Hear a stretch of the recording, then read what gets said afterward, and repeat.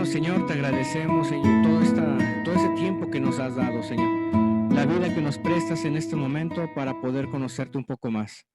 Te pedimos, Padre, tengas misericordia de nosotros y nos aceptes, Señor, en este momento tal cual como somos. Te pedimos, Padre, por favor, tengas a bien tomar este tiempo y enseñarnos lo que tú quieres que nosotros aprendamos. Sean cual fueren las palabras, Padre, porque sabemos que tú eres un Dios celoso, un Dios que exige una adoración plena y única. Te pedimos, por favor, que aceptes este corazón y mente que está totalmente abierto hacia ti, Señor, con páginas de blanco, para que seas tú el que escriba. Bendice a los hermanos, a todas las personas que estamos aquí integrados, para que podamos beneficiarnos de tu palabra, y de las personas que se van a incorporar, Señor, bendícelos también. Te pedimos, Señor, bendigas este tiempo. En el nombre de nuestro Señor Cristo Jesús ponemos en tus manos. Amén. Amén. Bien, hermanos, pues vamos a continuar con este pasaje acerca de la carta de los Colosenses, ¿sí? Y el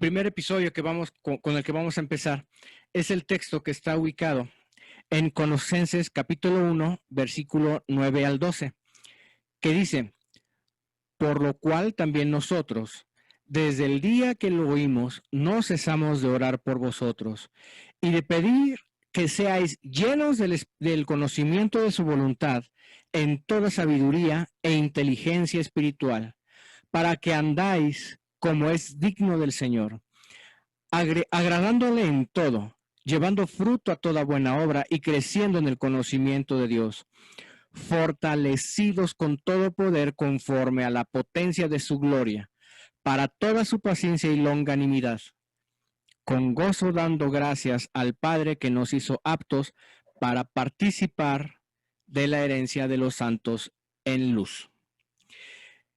Miren, hermanos, con base a lo que estuvimos platicando en charlas anteriores, vuelvo a mencionar la cita a los Colosenses 1:9, porque es necesario que recordemos lo importante que es estar llenos de conocimiento, y que a su vez este conocimiento nos va a dar sabiduría, y a su vez la sabiduría nos va a dar inteligencia. Estos tres ingredientes hacen una excelente combinación para que la confianza que tengamos en Dios crezca cada día más y más. Pero fíjense, hermanos, que Dios, en sus propósitos sabios, siempre ha sido su deseo que nosotros aprendamos a depender de Él. Así fuimos diseñados. Por eso, en el principio, Dios les dio a los primeros seres humanos todo. No les faltaba absolutamente nada. Solo tenían que hacer el más mínimo esfuerzo para subsistir. Pero en su anhelo de querer ser igual a Dios, y esto es por palabra de la serpiente, quisieron igualarse a Dios. No quisieron ser dependientes de ese ser que los creó y que les dio vida. Ahora, hermanos, sucede algo muy interesante, algo muy parecido. En nuestros tiempos, no queremos depender de Dios. Queremos hacerlo siempre por nuestra voluntad, por nuestras fuerzas, porque esa es la filosofía de ahorita de este sistema que nos está orillando a pensar. Por eso, precisamente, Pablo ataca esa herejía de ser insuficiente ante Dios o de ser autosuficiente ante Dios. ¿Sí? Por ejemplo, en Colosenses 1:10 dice: para que andáis como es digno del Señor, agradándole en todo. Menciona el apóstol que debemos buscar en todo momento agradarle al Señor, buscando ser dignos ante su presencia. Es decir, tenemos que estar siempre ante Dios preocupados por hacer las cosas que a Él le agradan. tal y como lo hace un niño ante su papá. El niño definitivamente no sabe vivir sin la guía, ni la protección, ni la compañía de su padre. De igual manera, el sentirnos autosuficientes sin la ayuda de Dios nos hace muy vulnerables. Y esa es la razón por la que la humanidad va de mal en peor. ¿Se acuerdan que en una de las charlas que tuvimos mencionamos lo que es el principal principio de vida que debe de tener la humanidad? ¿Sí? El principal principio de vida que debe tener la humanidad es Cristo, y de ahí se derivan toda la serie de valores y principios universales con los cuales el hombre se rige. Pero como nosotros hemos desechado a Dios de nuestras vidas, la humanidad va de mal en peor. En la Biblia existen muchas historias de personajes que anduvieron con Dios. Miren, por ejemplo, Génesis 5:24 dice: caminó pues Enoc con Dios y desapareció porque le llevó. Aquí el primer hombre que desapareció de la tierra porque fue un hombre justo ante Dios se llamó Enoc. Pero fíjense, afortunadamente podemos tener acceso a lo que es el Torah original en los escritos hebreos. Y la traducción se apega mucho, la Reina Valera se apega mucho a lo que es el Torah. Miren, por ejemplo, en el Torah dice: Hanoc, o sea, Enoc, anduvo con Dios y desapareció porque Dios lo había tomado. Aquí la palabra clave a resaltar es anduvo.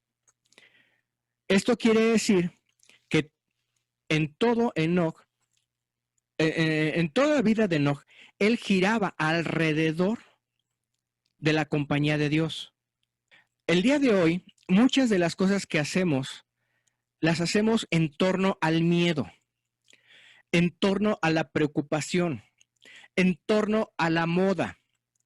Todo lo hacemos en un entorno que nos aqueja a nuestro bienestar. Miren, por ejemplo, voy a mencionar así someramente.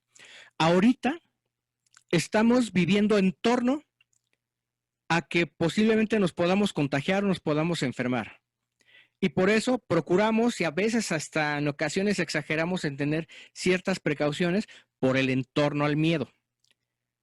Ahora, si convertimos esa actitud de miedo a adoración, con el mismo fervor con el que nos llegamos a tener miedo por lo que está pasando, si convertimos ese fervor hacia adoración, créame que al Señor le encantaría ver cómo sus hijos tuvieran esas mismas preocupaciones que tenemos ahorita por contagiarnos, que tuviéramos las mismas preocupaciones por cuidar nuestra habla, por cuidar nuestra mente, ¿sí? Y por sobre todo, por no soltarnos de la mano de Dios. Eso es lo que realmente debemos preocuparnos.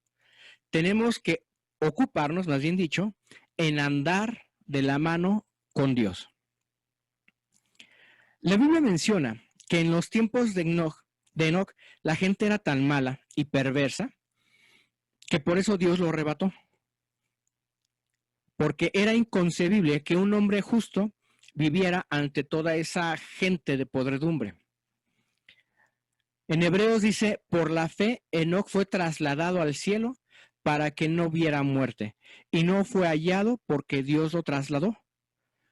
Porque antes de ser trasladado, recibió testimonio de haber agradado a Dios. Fíjense aquí lo interesante, que Dios encontró a Enoc como hombre justo ante una humanidad tan perversa. No sé si se parezca menos o igual o más a la humanidad que estamos viviendo hoy, pero de ver que era un hombre justo, Dios arrebató a este hombre, se lo llevó, pero no sin antes haber agradado a Dios y haber dado testimonio. Pablo nos incita a eso, a dar testimonio, agradar a Dios. Como lo dice, para que andéis como es digno del Señor. Pablo le está dando preámbulo al arrebatamiento prometido que vamos a tener en estos últimos días. Pero no va a ser para todo el mundo. Va a ser para cierta clase de gente parecida a Enoc, que en su justicia a Dios y por haber dado testimonio a todas las naciones, los llevará con él en un abrir y cerrar de ojos. Ahora, le voy a hacer una pregunta. Es una pregunta retórica, no me la conteste. Es para que reflexionemos. ¿Usted ya sabe cómo agradar a Dios? Esta pregunta en esta charla es tan certera para este estudio, porque tristemente todos queremos ir al cielo, pero pocos sabemos cómo agradar a Dios. Y como siempre ha sido ese anhelo del hombre de estar con Él en la eternidad y de agradar a Dios, por la falta de conocimiento empiezan a surgir ideologías que distorsionan totalmente la buena doctrina. Todo esto es consecuencia de la ignorancia, es decir, consecuencia de falta de conocimiento.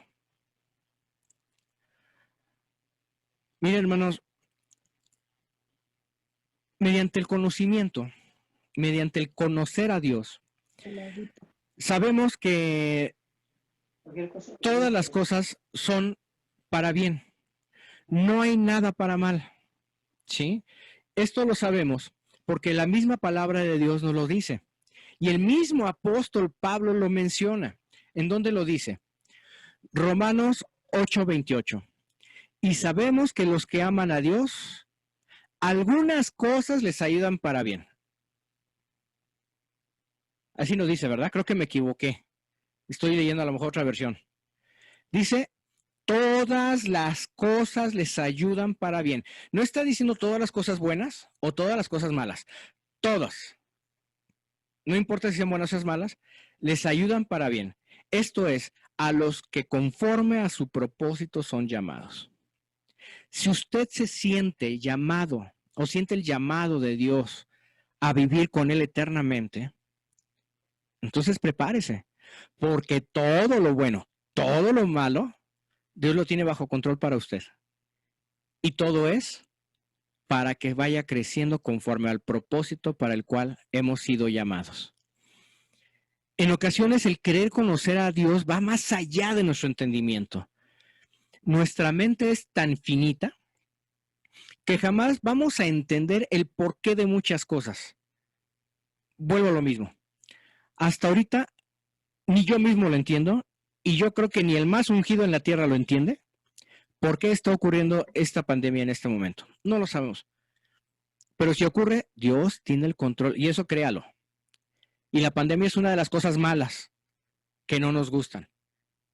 Pero esto es para ayudarnos a bien, porque nos está formando conforme a su propósito. Mucho de su conocimiento lo podremos aplicar en nuestra vida diaria, no nada más en lo que se refiere a la teología, en nuestra vida diaria, para nuestro buen vivir. Por ejemplo, vamos a entender una reflexión. Así como en los días de Colosas, actualmente existen ciertas doctrinas que rayan en soberbia. ¿Por qué hablo de esto? Porque un hijo de Dios siempre en sus planes, siempre pone en sus planes a Dios por delante. Él no hace sus cosas, sus decisiones, su toma de decisiones con base a su prudencia o a su sabiduría. Siempre toma a Dios en cuenta, ¿sí? La persona que no haga esto ante Dios cae en soberbia. Aunque para los demás parezca ridículo que a lo mejor uno tenga, para tomar una decisión, dedique unos minutos a orar. Tal vez para los demás les sea raro, les sea ridículo o hasta pueda ser motivo de mofa. Pero la persona que presume ser cristiano no pone por delante sus acciones y después a Dios. Siempre Dios lo pone adelante de todas sus decisiones. Y eso se llama humildad, hermanos. La persona que no lo hace está cayendo en una franca soberbia, como diciendo que no necesita a Dios para vivir, que él ya es lo suficientemente maduro para tomar decisiones, sin que tenga que entregar cuentas a nadie, y su andar para nada da testimonio de ser un hijo de Dios. ¿Sí? O sea, si una persona toma decisiones sin tomar en cuenta a Dios, no puede dar testimonio. La gente no se fija en él como diciendo, mira, qué bien. ¿Por qué? Porque está lejos de Dios. Ahora, vamos a recordar que la soberbia y Dios para nada se llevan. Miren, vamos a ver qué dice Salmos 138:6. Porque el Señor es excelso y atiende al humilde, mas al altivo conoce de lejos. Hablamos de conocimiento, pero Dios, ¿qué dice? Él se aleja. Él se aleja del altivo, del soberbio, del arrogante. ¿Sí? Y dice aquí que el Señor es excelso. ¿Qué quiere decir excelso?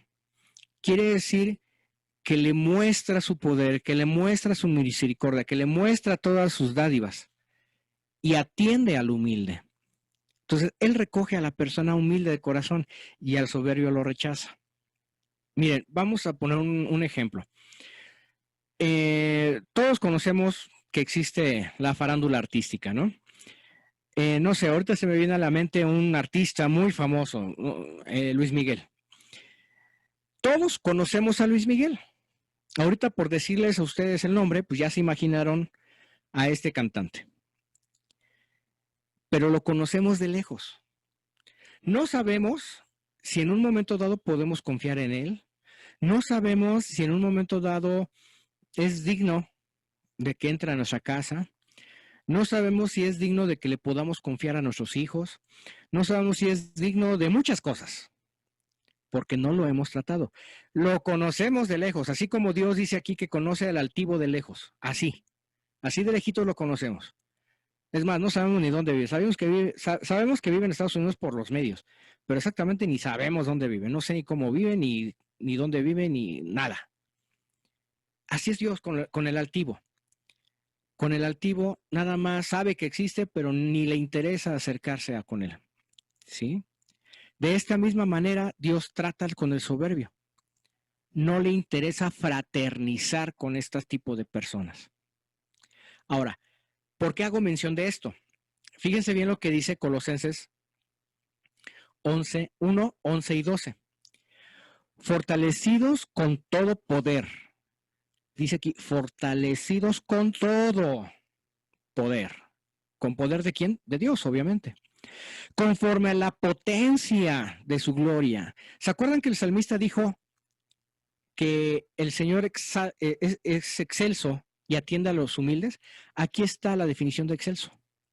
Le da todo su poder y le da toda su potencia, toda su gloria, perdón, para toda paciencia y longanimidad. La palabra longanimidad significa o viene de la derivación de la palabra longevo, o sea, que vive muchos años, mucho tiempo.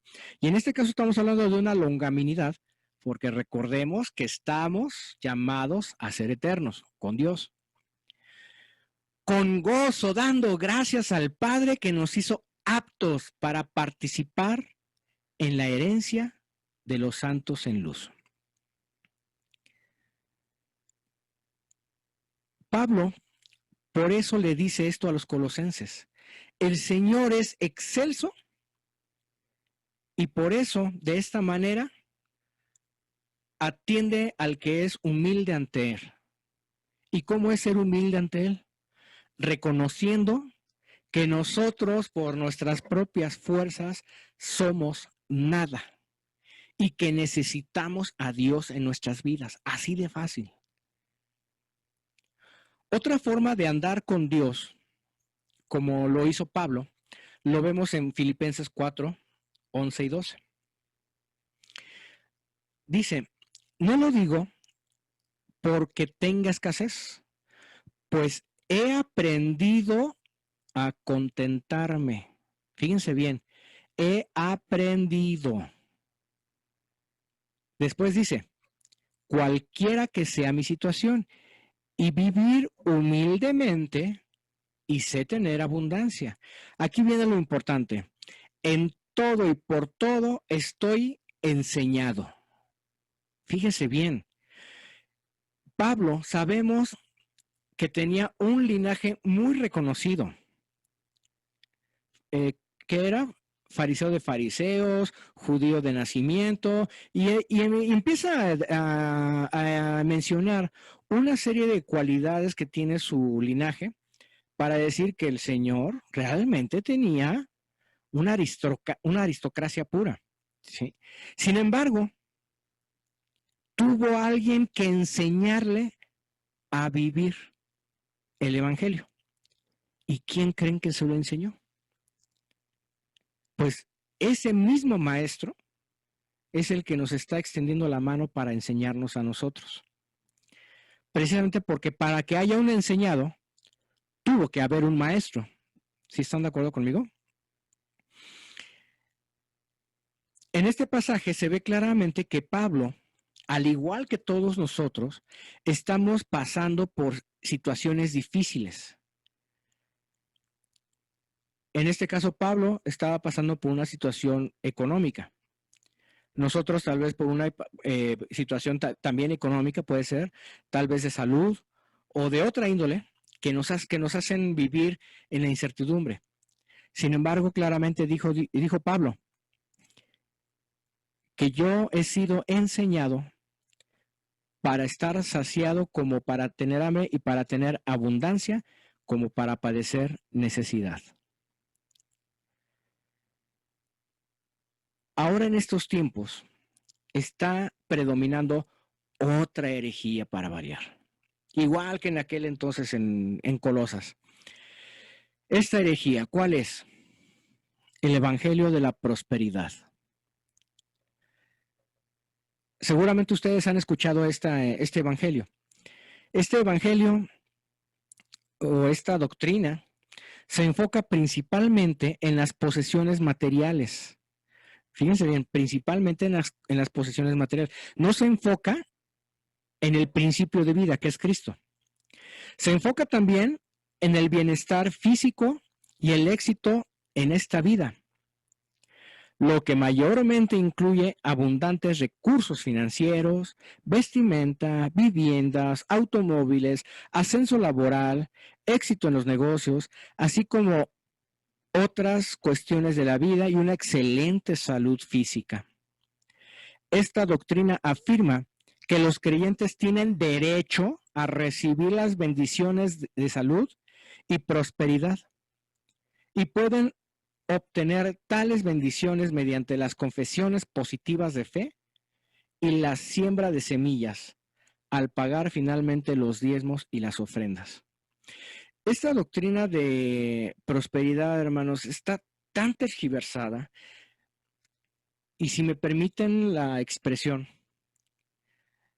está tan maldita, vamos a llamarlo así, porque totalmente agrede el principal propósito de nuestro Señor Jesucristo aquí en la tierra. El Señor Jesucristo nunca estuvo interesado en dormir bien, en comer bien, en vestir bien. Al menos yo en la Biblia no lo he visto, y si existe otro evangelio que lo diga, bueno, pues no pertenece a la Biblia. Porque jamás Jesús estuvo presumiendo si tuviera fragancias caras, o si tuviera ropa de marca, o si estuviera comiendo, no sé, caviar, o no sé. Sí, no, jamás, jamás. Incluso hasta uno de sus seguidores le dijo, ¿sabes lo que pides si quieres seguir conmigo? O sea, yo nada más te digo, yo no tengo casa. Es más, a veces ni tengo dónde recostar la cabeza. Si aún así quieres, bienvenido.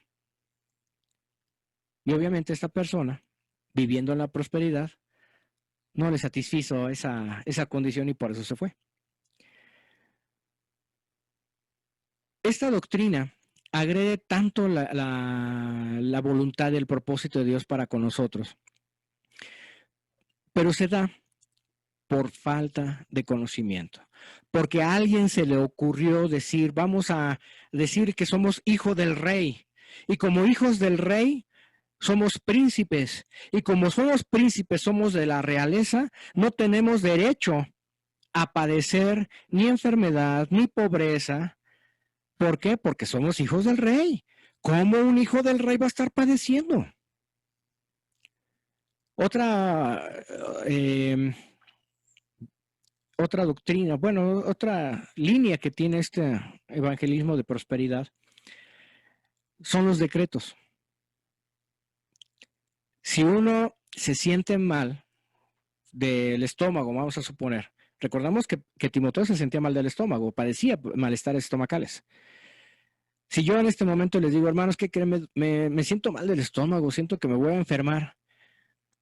El evangélico de la prosperidad me va a decir, cancela eso, no lo decretes, porque si lo decretas se te va a cumplir. Ahora sea que quiere decir con el poder de mi palabra, como lo dice la Biblia, Dios con el poder de su palabra hizo la luz. Ahora resulta que yo ya tengo poder en mi palabra. Entonces, con el poder de mi palabra, ya soy igual a Dios. O sea, ya tengo el suficiente poder en la palabra para igualarme a Dios. Esta doctrina contradice totalmente lo que el apóstol Pablo dice. Y nuevamente recordamos quién era Pablo. Apóstol de Jesucristo, por voluntad de Dios. Entonces, si Pablo padeció y tuvo que haber sido enseñado por Dios para vivir carencias, ¿le faltó a Pablo fe para poder declarar y decretar y arrebatar lo que es suyo? Al decir que él estaba enseñado, es porque tenía el conocimiento. Y repetimos, es porque hubo alguien que le enseñó. Un enseñado forzosamente tuvo que tener un maestro. Conociendo a Dios, sabemos que las condiciones externas jamás van a fortalecer nuestra fe a Dios. Al contrario, la condición interna es lo que Dios quiere que nosotros fortalezcamos con Dios. Miren, les voy a hacer una pregunta. ¿Qué es lo que realmente ve Dios de nosotros? ¿Ve nuestros ojos claros? ¿Ve nuestro color de piel? ¿Ve nuestra estatura? No. Sabemos muy bien, y de sobra, que Dios lo que ve y lo que se fija es el corazón. Y el corazón tan lo ve Él porque lo conoce. Miren, ¿cómo sabemos que lo conoce?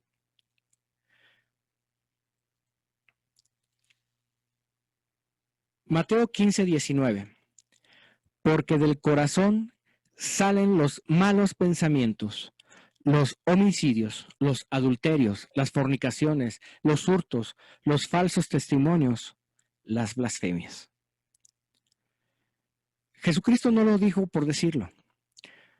No les dijo a los fariseos, ahí les va este torito, a ver si lo ven, o a ver, pésquenla. Simplemente Él desde antes ya sabe los pensamientos de nuestros corazones, cosa que nosotros no podemos hacerlo. Jesucristo está dando una radiografía de lo que es el corazón humano. Así está de sucio nuestro corazón. Y si lo dice Dios, lo dice con sabiduría. Dice el salmista, escudriña mi mente y mi corazón. ¿Por qué le pide el salmista a Dios que escudriña su mente y el corazón? Porque nadie más que Él puede hacerlo. Jeremías 17:9 y 10. Engañoso es el corazón más que todas las cosas. O sea, es más engañoso el corazón que hasta un cheque rebotado o un billete falso. Engañoso es el corazón más que todas las cosas y además por añadidura, aparte de ser engañoso, es perverso. ¿Quién lo conocerá? Y aquí, con digna sublevidad dice, yo Jehová, que escudriño la mente y prueba el corazón, para dar a cada uno según su camino, según el fruto de sus obras. Aquí quiero recalcar esta parte que dice, según el fruto de sus obras. ¿Sí? ¿Por qué? Porque si tenemos un corazón perverso y engañoso, ¿qué fruto vamos a dar? Pero si tenemos un corazón escudriñado y probado por Dios, ¿qué frutos vamos a dar? Para que nosotros tengamos un corazón cambiado, hay un requisito para eso primero. Antes que hacer cualquier manda, antes que hacer cualquier limpieza, antes que quiera hacer algo, tenemos que hacer un requisito. ¿Cuál es ese? Primero tenemos que nacer de nuevo. Si nosotros no nacemos de nuevo, no podemos seguir avanzando. ¿Por qué? Porque siempre nuestra tendencia va a hacer lo contrario a Dios. Y al nacer de nuevo, ese pequeño infante espiritual, así como un padre y un bebé carnal, el padre se dedica a cuidarlo, a mantenerlo, a guiarlo por ser su bebé en la carne. Nuestro Padre espiritual, Dios, al nacer de nuevo, hace las mismas funciones, pero con sentido espiritual. Pablo también le dice a los colosenses, al igual que Jeremías, llevando fruto en toda buena obra. Si nosotros ya nacimos de nuevo y estamos dejando que Dios sea el que nos eduque, estamos dejando que Dios sea el que nos lleve de la mano, estamos aprendiendo a ser totalmente dependientes de Dios, entonces nosotros por inercia, por naturaleza, vamos a dar buen fruto, buena obra. Seremos testimonio para muchos. Es decir, externamente serán exhibidas nuestras cualidades y nuestro buen proceder, y es por eso que la consecuencia de toda esta buena vida ante Dios por querer o agradar, tendremos un corazón sano, un corazón conforme al corazón de Dios. Miren, vamos a poner un ejemplo. Cuando una persona no está bien de salud, ¿qué es lo que pasa? Externamente exhibe o manifiesta síntomas que precisamente demuestran esas características externas y manifiestan esos malestares. Aunque por muchas veces nosotros digamos, hay enfermedades que son asintomáticas, ¿sí? Tarde o temprano se van a manifestar el mal interno en lo extremo, y eso incluye la muerte. Por ejemplo, hemos conocido seguramente o hemos oído personas que todos decimos, es que estaba bien, estaba cantando, estaba con nosotros risa y risa, y de repente se desplomó y fue un infarto fulminante.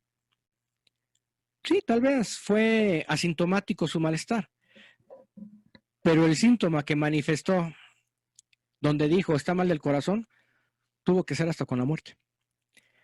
Pero cuando una persona está llena de salud, a simple vista se ve muy radiante, muy jovial, ¿sí? Y lo demuestra incluso hasta con sus actitudes, en su forma de hablar. De esta manera, así nosotros manifestamos que está Dios con nosotros, que nosotros andamos con Dios. Una persona enferma espiritualmente emana muchas cosas negativas. Sí, lo que dice Pablo en Gálatas 5, 19 al 21, las obras de la carne. Eso es lo que manifiesta una persona enferma que no tiene a Dios en su vida. Pero una persona que tiene a Dios en su vida muestra su andar con Dios y refleja su modo de vivir diario, y eso va a causar interés a otras personas que lo rodean y por ende seguramente van a querer aprender a vivir como como esa persona lo hace. Miren, tengo aquí un versículo en la Biblia de lo que dice Jesús en una ocasión con sus discípulos. Y se los dijo muy claramente y sin tapujos. Miren, vamos a verlo. Juan 15, 1 al 6. Menciona así: yo soy la vid verdadera y mi Padre es el labrador. Todo pámpano que en mí no lleva fruto, lo quitará. Y todo aquel que lleva fruto, lo limpiará. ¿Para qué? Para que lleve más fruto. Ya vosotros estáis limpios por la palabra que os he hablado. Permaneced en mí y yo en vosotros. Como el pámpano no puede llevar fruto en sí mismo, si no permanece en la vid, así tampoco vosotros. Si no permanecéis en mí, yo soy la vid, vosotros los pámpanos. El que permanece en mí y yo en él, éste lleva mucho fruto. Porque separados de mí nada podéis hacer. Así o más claro, hermanos. Ustedes díganme. Creo que fue bien franco el Señor Jesucristo. Porque separados de mí nada podéis hacer. Así de fácil. El que en mí no permanece será echado como pámpano y se secará. Y los que recogen y los echan en el fuego y arden. Fue muy claro aquí el Señor Jesucristo.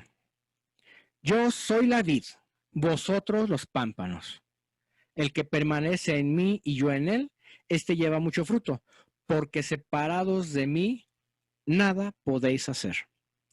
Miren, hermanos, me di a la tarea de investigar qué es la vid, qué es el pámpano. La vid, obviamente, bueno, pues es el arbusto, la plantita que da el fruto de la uva. Pero la vid son las ramitas, sí, que salen de la vid, los pámpanos, perdón. Los pámpanos son las ramitas que salen de la vid para que de esos pámpanos nazcan las uvas. Entonces, las uvas no crecen así nada más porque sí, sino esas ramitas que le llaman pámpanos son las necesarias para que haya fruto. Y dice aquí que todos los pámpanos que se ven peloncitos que no tienen fruto, se cortan y se echan al fuego. ¿Por qué se cortan? Precisamente para dar entrada a que crezca un nuevo pámpano y tenga la oportunidad de crecer un nuevo fruto. Así que, hermanos, si usted cree que nosotros somos indispensables en la iglesia y que, por ejemplo, el hermano Aarón ahí cantando, y si se enferma y si se va y se muere, ¿ya no va a haber otro cantante? No. Ese pámpano se fue y llega otro y va a crecer y va a dar fruto. Eso téngalo por seguro. ¿Por qué? Porque está creciendo con la vid que es nuestro Señor Jesucristo. Deliberada y francamente, Dios nos está diciendo que si estamos separados de Él, simplemente no podemos hacer nada. A eso se refiere la dependencia de nuestro Dios. ¿Cuántas personas han querido hacer las cosas sin Dios en su vida? Y a lo mejor, materialmente hablando, les va bien. Créanme. Conocemos muchas personas que materialmente hablando no tienen a Dios en su vida y a lo mejor nosotros erróneamente decimos, están bendecidos. Pero no, hermanos, porque ellos tendrán mucho dinero. Pero ¿qué creen? Van a tener una eternidad sin Dios. Nada más así. Tenemos otro pasaje en la Biblia donde dice en Mateos 7, 15 al 18, que dice, guardaos de los falsos profetas que vienen a vosotros con vestidos de ovejas. O sea, está hablando acerca de lo externo. Pero por dentro son lobos rapaces. Aquí viene la parte interesante que el Señor Jesucristo quiere que la grabemos en nuestras mentes. Por sus frutos los conoceréis. ¿Acaso recogen uvas de los espinos o higos de los abrojos? Así, Todo buen árbol da frutos, pero el árbol malo da frutos malos. No puede el buen árbol dar malos frutos, ni el árbol malo dar buenos frutos. Es una lógica elemental. No tenemos que estar pensando, ni filosofando, ni ver a ver si era cierto o no será. No, no, no, no. Es una ley natural. Pero por los frutos sabemos distinguir qué tipo de árbol es. Si un naranjo me da manzanos, ¿qué tipo de árbol es? Es un árbol que no existe, hermanos. El naranjo da naranjas, el manzano da manzanas. ¿Sí? Entonces, por los frutos vamos a conocerlos. ¿A quiénes? A esos falsos profetas que hacen, que se meten dentro del redil vestidas, ¿sí? Con piel de ovejas, pero que realmente son lobos rapaces. Pero ¿cómo los vamos a distinguir? Por sus frutos. Ahora, si usted no está acostumbrado a vivir bajo los frutos de Dios, a emanar buenos frutos, créame que va a ser usted muy fácil de ser engañado, porque cualquier fruto que le acerquen le va a deslumbrar. Es lo que pasa en nuestro mundo. Miren, nuestros antiguos indígenas, nuestros antepasados, cambiaban todas sus posesiones de oro por espejitos, porque los deslumbró. Sí, venían los españoles con una, no sé, con una actitud oportunista, porque ellos sabían lo que era el valor del oro. Y la gente de aquí no. Entonces, al querer agarrar lo más que se pueda de oro, les dijeron, mira, te cambio toda tu vasija de oro por este espejito. ¿Sí? Entonces los deslumbraban. Y así es lo que pasa con nosotros, hermanos. Como nosotros no estamos acostumbrados a vivir bajo los frutos del Espíritu, ni a emanar nosotros los buenos frutos, cualquier fruto que nos quieran enseñar, lo tomamos por bueno. Ay, el ungido de Dios, el apóstol, el pastor, el profeta.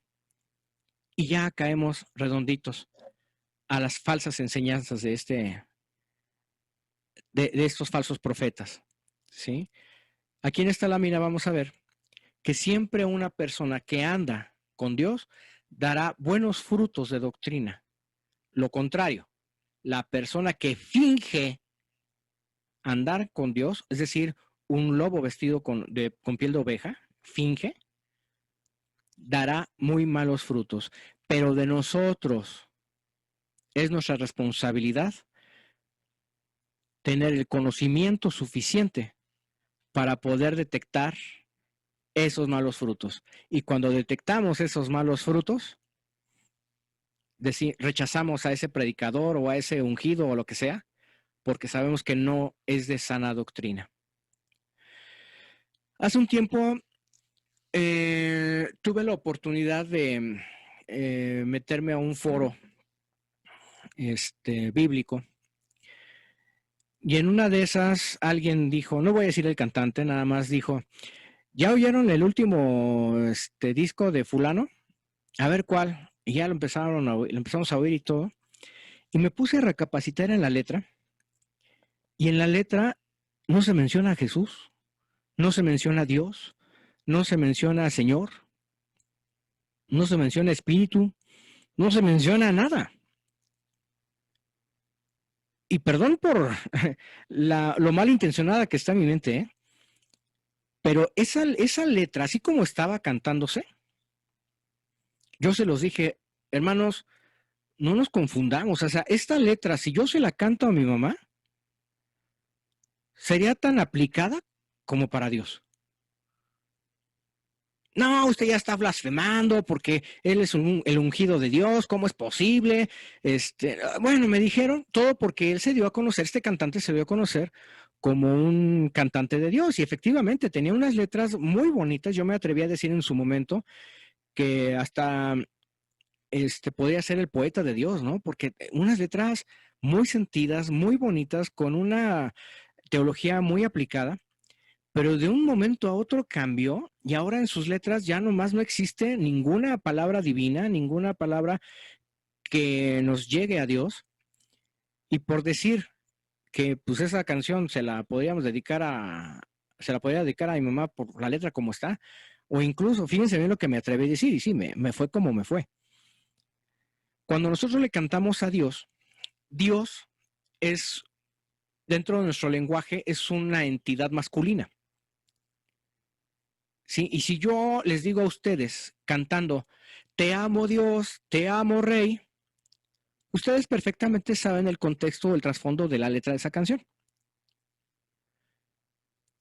Pero si yo le quito Dios y tiene un contexto masculino, y yo le digo un te amo a ese contexto masculino, ¿qué estoy dando a entender? Para las personas que no saben ni quién es ese cantante, ni qué canta, ni todo el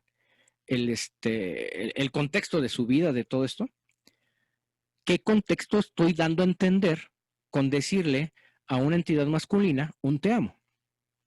Nada más así. Bueno, pues olvídense, también me fue como me fue.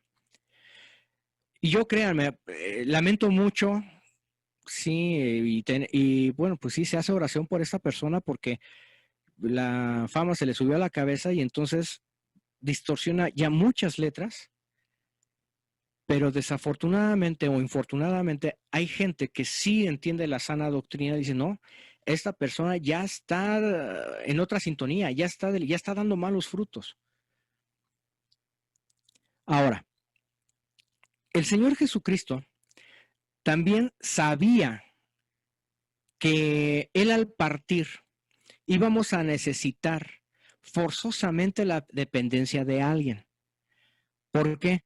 Porque Él conociéndolos, perfectamente sabe que por nuestras propias fuerzas jamás íbamos a salir adelante. Por eso vio la necesidad de mandar a un consolador. ¿Sí? Miren, vamos a ver Juan 14, 26.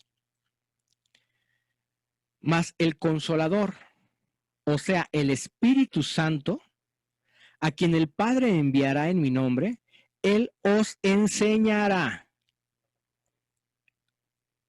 todas las cosas, no nada más de la Biblia, no nada más de la familia. Él nos va a enseñar y Él va a estar a cargo de enseñarnos todas las cosas. Pero por si fuera poco, también nos recordará todo lo que nuestro Señor nos ha dicho. Ese es el trabajo del Espíritu Santo. Está comprometidos a enseñarnos, a darnos ese fruto, a manifestar ese fruto. ¿Cuál es ese fruto? Todos nosotros, la mayoría lo conoce. Mas el fruto del Espíritu es amor, gozo, paz, paciencia, benignidad, bondad, fe, mansedumbre, templanza. Les hago una pregunta, hermanos. ¿Quién se empacha por tener exceso de amor? ¿Quién ha tenido la osadía de decir, ya no me des más amor, ya estoy lleno, ya no me des más, ya llegué a mi límite? ¿Quién tiene la osadía de decir, ya no quiero paz, ya con la paz que tengo ya es suficiente, ya no me des más? No. Son cualidades del mismo fruto. O sea, vamos a entender el léxico. Aquí no dice los frutos del Espíritu, no. Es un fruto y ese fruto tiene todas las proteínas, las vitaminas, los minerales que se llama amor, gozo, paz, paciencia, benignidad, bondad, fe, mansedumbre, templanza. Todo eso hace un fruto. Y ese es el fruto que el Espíritu Santo se encarga de enseñarnos día tras día, que está dispuesto a enseñarnos. ¿Y cómo para qué? ¿Para qué se toma la molestia el Espíritu Santo de enseñarnos? Una, porque ya somos hijos de Dios. Y otra, porque dice que contra tales cosas no hay ley. Le gusta a quien le guste, le pese a quien le pese. No hay ley, no hay nada que contradiga el Espíritu, el fruto del Espíritu Santo. La invitación está clara, hermanos. Dependamos toda nuestra vida en el Señor. Y por palabra de Dios, por medio de Pablo, nada nos hará tambalear. Ni una crisis, ni una pandemia, ni una angustia, ni un problema, ni lo que sea que lo veamos tan grande nos va a hacer tambalear. ¿Por qué? Porque no tiene ley sobre el fruto del Espíritu. Nosotros, al ser instruidos por el Espíritu Santo, tenemos más ley que cualquiera de las cosas problemáticas que podamos experimentar. Ojo, estoy diciendo, como el apóstol Pablo, estamos siendo enseñados para vivir en humildad y en abundancia. Si le queremos meter más, estamos enseñados o estamos siendo enseñados para vivir en la salud y en la enfermedad. Estamos siendo enseñados para vivir con alegría y con tristezas. No se angustie por muy grande que sea el problema que esté pasando, hermanos. Dependamos de nuestro Señor Jesucristo. Dependamos totalmente de ese Espíritu que, por si fuera poco, vive en nosotros. Primera a los Corintios 3:16 dice que nosotros somos el templo del Espíritu Santo. ¿Qué más misericordia podemos pedir, hermanos? Todavía de que habita en nosotros, se toma la molestia de enseñarnos. Y de enseñarnos para que nosotros tengamos el peso de la ley espiritual que nos da nuestro Señor Jesucristo ante cualquier incertidumbre que nos ofrezca este mundo. Por eso, y esa es una de las razones por la que muchos escritores apostólicos en la Biblia dicen: sed llenos del Espíritu Santo. Al estar llenos, hermanos, no hay ley que nos sobrepase. ¿Por qué? Porque el Espíritu está enseñándonos, nos está instruyendo. Y estaremos formados a la altura del varón perfecto. Vamos a orar, hermanos, por esta enseñanza que fue en lo particular algo muy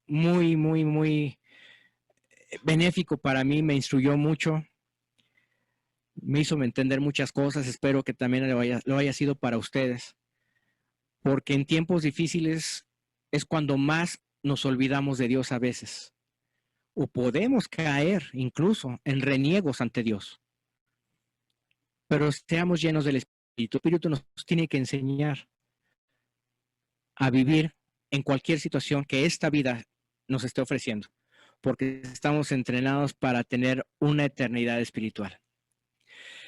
Padre Celestial, bendito Dios, Todopoderoso, no tenemos palabras para agradecerte todo lo que nos estás dando. No tenemos palabras para exaltar tu nombre, Señor, por todas tus misericordias que nos das. Con esto, Señor, anhelamos ser llenos de tu Espíritu. Ayúdanos a depender de ti, enséñanos a depender de ti, Señor. Así como Enoc estuvo dependiendo de ti, anduvo contigo y tuviste la misericordia de ser arrebatado, de que él fuera arrebatado. Nosotros también tenemos esa promesa, Dios. ¿Qué más podemos pedir, Padre? Es tanto tu amor, tanta tu misericordia que nos das, que nos extiendes, que realmente lo que más anhelamos es llenarnos de ese conocimiento, llenarnos de ese espíritu para que nosotros podamos conocerte más, porque estamos dispuestos a vivir contigo toda la eternidad. Y estamos dispuestos a vivir contigo y evidentemente, al hacerlo, te vamos a conocer más y más. Sé que nuestra mente infinita no va a parar de conocerte, Señor. Aun cuando tengamos el tiempo de vida que vayamos nosotros a tener contigo, jamás vamos a poder conocerte al 100%. Sin embargo, es un placer, es un privilegio saber que tú has extendido la mano para que nosotros podamos afianzarnos hacia ti y depender de ti. Sabemos que tú tienes el control de todas las cosas y que todas las cosas son para nuestro bien. Por favor, Padre, en el momento en que sientas que estamos flaqueando porque nuestra carne lo exige, solicitamos que seas tú mediante tu Espíritu nos levante, nos haga tener esa templanza que necesitamos como característica del fruto, Señor. Ese autodominio que a veces decaemos y nos hace caer en tentaciones. Padre, este humilde grupo que está unido hacia ti virtualmente mediante esta tecnología, pero en mente y en corazón está espiritualmente amalgamado a ti, te pedimos, Dios, que tengas misericordia de nosotros, Padre, y nos ayudes y nos enseñes a ser más dependientes de ti. Queremos menguar para que crezcas tú más en nosotros. Permite que esto suceda en nuestra mente y en nuestro corazón, Señor. Y no nada más nosotros. Permite que toda tu iglesia a nivel del mundial mengue para que tú crezcas más en nosotros. Todo esto te lo pedimos, Dios, en el poderoso nombre de nuestro Señor Cristo Jesús, Padre Celestial Eterno. Amén.